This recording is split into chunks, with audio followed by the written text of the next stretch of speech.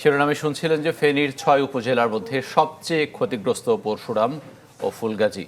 বানভাসী মানুষের খাবার পানি সংকট মেটাতে পথে পথে অসংখ্য ত্রাণবাহী যান, কিন্তু রাস্তাঘাট দুর্গম হয়ে ওঠায় ব্যাহত হচ্ছে কার্যক্রম। এ অবস্থায় হেলিকপ্টারে মানবিক সহায়তা পৌঁছে দেয়া হচ্ছে। ফেনী ঘুরে এসে জানাচ্ছেন সজল শাইখ। ক্যামেরায় ছিলেন হেমায়েত উদ্দিন হিমু।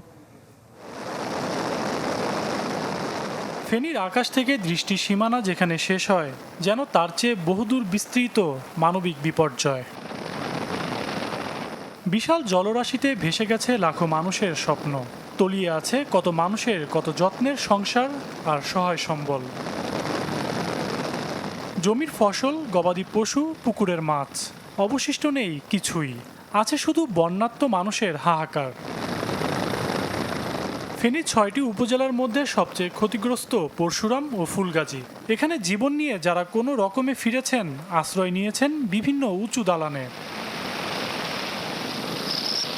বন্যাত্ম মানুষের খাবার সংকট মেটাতে ফেনীর পথে পথে অসংখ্য ত্রাণবাহী বাহন, কিন্তু রাস্তাঘাট এতই দুর্গম হয়ে উঠেছে যে ছড়িয়ে পড়েছে দীর্ঘ জট। অন্যদিকে রেল যোগাযোগ ভেঙে পড়েছে আরও আগেই।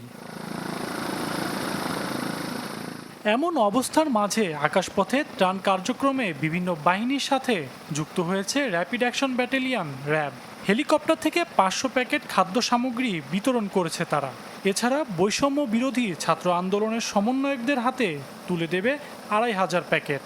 তাদের পাশে ত্রাণ নিয়ে দাঁড়ানো বা পানিবন্দী মানুষ হয়তোবা কেউ অসুস্থ অবস্থায় রয়েছেন, তাদেরকে রেস্কিউ করার জন্য যথাসাধ্য আমাদের সামর্থ্যের মধ্যে আমরা চেষ্টা করে যাচ্ছি। স্মরণকালের ভয়াবহ বন্যার শিকার দেশের দক্ষিণ পূর্বাঞ্চলের জেলা ফেনী। জেলার ফুলগাজী, ছাগলনাইয়া পরশুমার সবচাইতে বেশি ক্ষতিগ্রস্ত হয়েছে। এই এলাকাতে র্যাব তাদের নিজস্ব হেলিকপ্টার দিয়ে ত্রাণ সরবরাহ করে যাচ্ছে।